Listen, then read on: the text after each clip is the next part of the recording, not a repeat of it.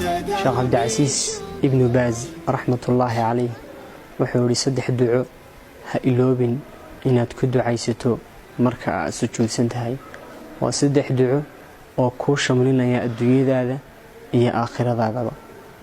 ducada koobaad waa allaahumma innii as'aluka xusna alkhaatima.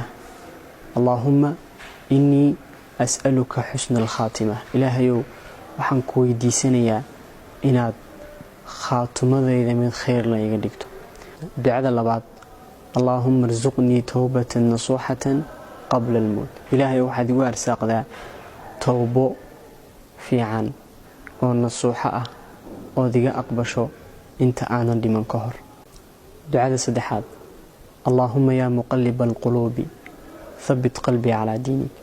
ilaaha quluubta gedgediyow qalbigayga waxaad ku sugtaa ood ku xasilisaa diintaada. waa 3 duco oona alfaad adag lahayn, haddii aynu xafidnana xaqiiqatan naafacaya adduunyadeenna iyo aakhiradeennaba. aynu ku ducaysano walaalayaal marka aynu sujuudsannahay, waayo qofka muslimka ahee muuminka ah waxa uu rabbigii subxaanahu watacaala ugu dhow yahay marka uu sujuudsan yahay. faafi khayrka, walaaladana gaadhsii muuqaalka.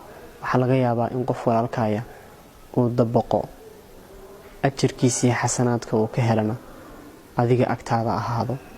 ee walaal faafi khayrka. asalaamu calaykum waraxmatullaahi wabarakaatu.